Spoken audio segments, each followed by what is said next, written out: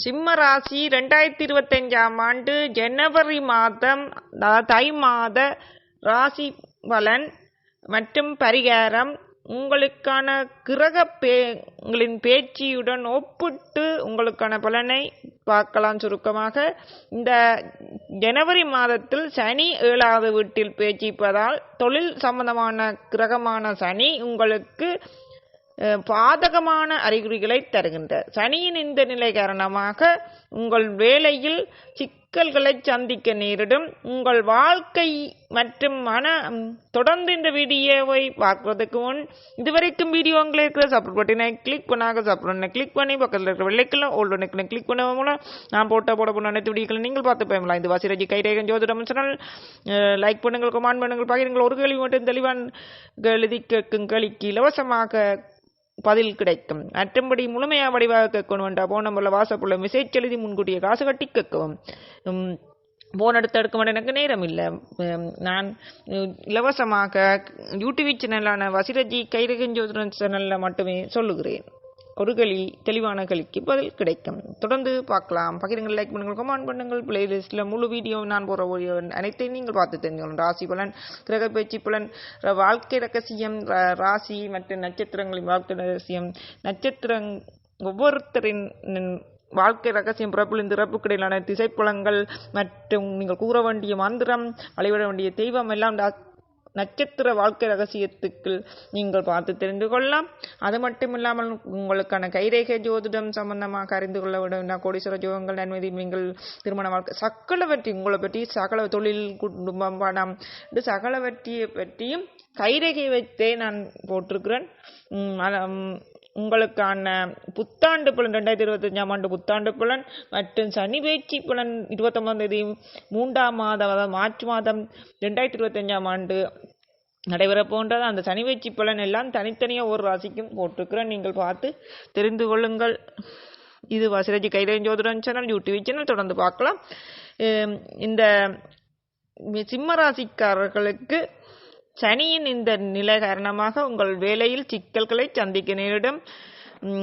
சனி 7வது வீட்டில் பேச்சிப்பதால் வேலையில் சிக்கல்கள், பிரச்சனைகளை இது நோக்க வேண்டி வரும், கருத்து வேறுபாடுகளை இது நோக்க வேண்டும், வேலை பளுவை அதிகரிக்கும்.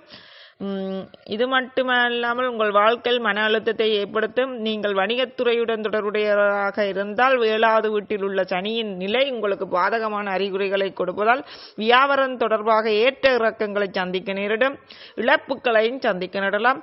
10ஆம் வீட்டில் அமர்ந்துள்ள குற்று உங்களின் தொழிலில் ஏற்ற இறக்கங்களை குறிக்கின்றது. இந்த நேரத்தில் நீங்கள் அதிக வேலை அழுத்தத்தை எதிர்கொள்ள வேண்டியிருக்கும். இதனால் நீங்கள் வேலையில் தவறு செய்ய வாய்ப்பு உள்ளது. இதிலிருந்து உங்களை பாதுகாத்துக் கொள்ளுமாறு அறிவுறுத்தப்படுகின்றீர்கள். இந்த காலகட்டத்தில் நீங்கள் நிதி இழப்பையும் சந்திக்க நேரிடும். சூரியன் முதல் வீட்டின் அதிபதியாக இருப்பதால் 15ஆம் தேதி ஜனவரி மாதம் 2025 முதல் 6வது வீட்டில் அமர்ந்திருந்து சாதகமாக கருதப்படுகின்றது. சூரியன் 15ஆம் தேதி ஜனவரி மாதம் 2025 முதல் 6வது வீட்டில் அமர்ந்து சாதகமான நிலைமையை தருவார். சூரியன் இந்த நிலை உங்களுக்கு அதிக ஆற்றல் மற்றும் வெற்றியை குறிக்கின்றது. சிம்மராசிக்காரர்களுக்கு 2வது வீட்டின் அதிபதியாக இருப்பதால் புதன் இந்த ஜனவரி மாதம் உங்களுக்கு சாதகமான பலன்களை தருவார் மற்றும் நல்ல நிதி ஆதாயங்களை பெறுவதற்கான சாதகமான காலமாக ஏற்படுத்துவார். மட்டுமில்லாமல் உங்களுக்கு கல்வியில் ஏற்ற இறக்கமான காலமாகவும் அமையும். கல்வியில் ஊக்கத்துடன் படியுங்கள் என மாணவர்களே. அது மட்டுமில்லாமல் ஜனவரி 4ஆம் தேதி 2025 முதல் 24ஆம் தேதி ஜனவரி 2025 வரை உங்கள் இருக்கும் 10ஆம் வீட்டில் 5ஆம் வீட்டிற்கு அதிபதி குரு இருப்பதால் உங்கள் வாழ்க்கையில் கவனக்குறைவு ஏற்படலாம். அதனால் உங்கள் படிப்பில் நல்ல முன்னேற்றம் அடைய முடியாது. இந்த மாதத்தில் உங்கள் குடும்ப உறுப்பினர்களுடனான ஈகோ தொடர்பான பிரச்சனைகள் ஏற்படலாம். சிம்மராசி அன்பர்களே, இது பரஸ்பர இணக்கமின்மை காரணமாக இருக்கலாம். சண்டை சச்சரவுகள், பிரச்சனைகள், கருத்து வேறுபாடுகள் மன நிம்மதியின்மையை ஏற்படுத்தும்.